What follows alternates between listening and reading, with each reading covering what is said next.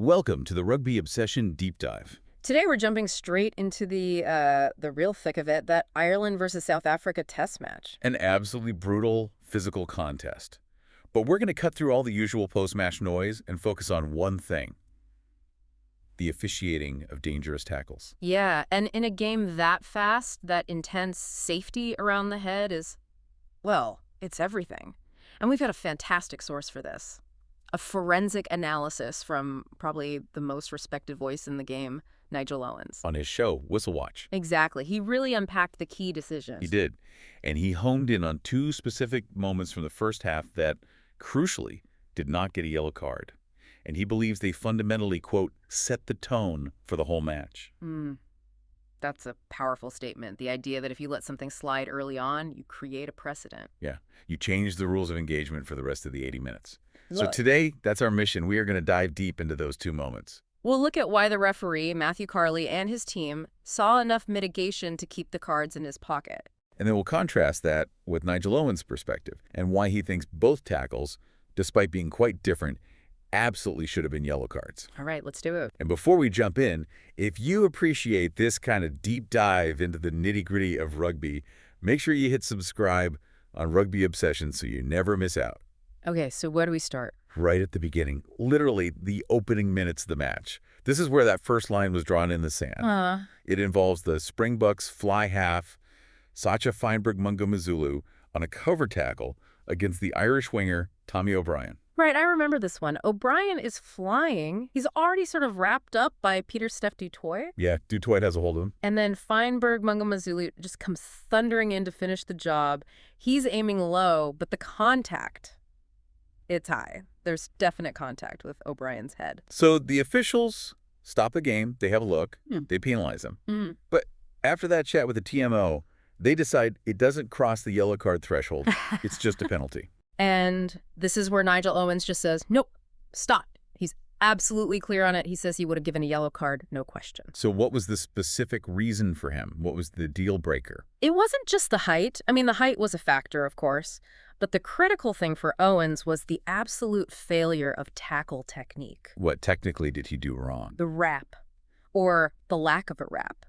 Owens noted he went in, and these are his words, with no attempt to wrap with the shoulder. Right. And under the current World Rugby guidelines, high contact plus a clear failure to use the arms to wrap. Right. That's almost always a yellow. It's just seen as reckless. It's a shoulder-led impact. So it's not just that he hit him high, it's how he hit him high. Exactly. When you don't wrap, you're not really tackling anymore, are you? Yeah. It's more of a collision, a dangerous block. That's the perfect way to put it. And when the officials let that, a shoulder first, no wrap, high contact hit, go with just a penalty, it sends a message. That's why Owens called it the moment that set the tone. The players see that and they realize the refs are being maybe a little bit lenient on technique. And that changes how they defend for the next 78 minutes. It can, yeah. It just lowers that bar for what's considered acceptable danger right from the first minute. You can totally see his point. That consistency from minute one is so important. Okay, so let's unpack this second call then, because this one I think is maybe even more interesting. This one is fascinating because it brings in all these other factors, these mitigating circumstances that the officials really had to wrestle with. And ironically, it involves the same player who was tackled in the first one, Tommy O'Brien. Yes, but this time he's the tackler. He's hitting the Springboks center, Canan Moodie. And the result of this play is just, well, it's bizarre. It is. It's clear head-on-head contact. But O'Brien, the tackler, the guy who you'd think is at fault, he's the one who's forced off for head injury assessment. He actually comes off worse. And you can see how that completely muddies the waters for the officials watching it on the replay. Yeah. Your gut reaction is, well, if the tackler got hurt, he can't have been the one driving in with all the force. Right. He must have just been in the wrong place at the wrong time. And the officials basically used that feeling to justify just a penalty. They cited two key mitigating factors. Okay, what were they? First, they said they saw a clear drop in height from O'Brien just before contact. And second, they called the tackle passive. Passive. What does that mean in this context? Yeah. He's just absorbing the hit. Yeah, exactly. The idea is that he's not the one initiating the force. Moodie is the one running hard, and O'Brien is just there to absorb the impact. You know, I can see why they'd lean that way. If he gets hurt and he's just standing his ground, it feels less dangerous, doesn't it?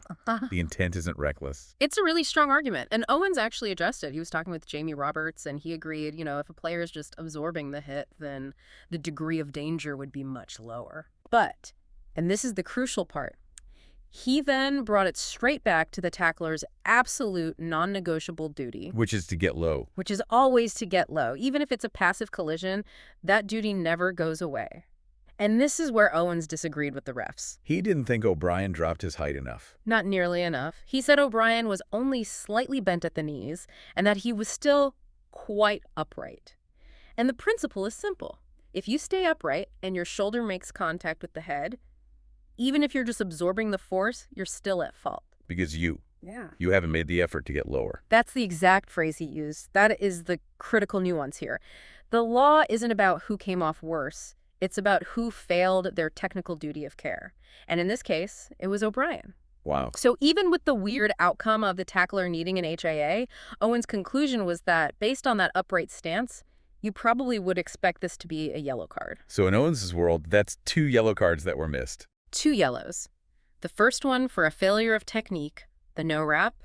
The second for a failure of body height staying too upright. 2 different reasons, but the same outcome.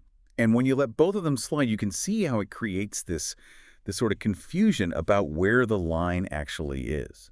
Exactly. The common thread is the tackler failing to do their job to make the tackle safe.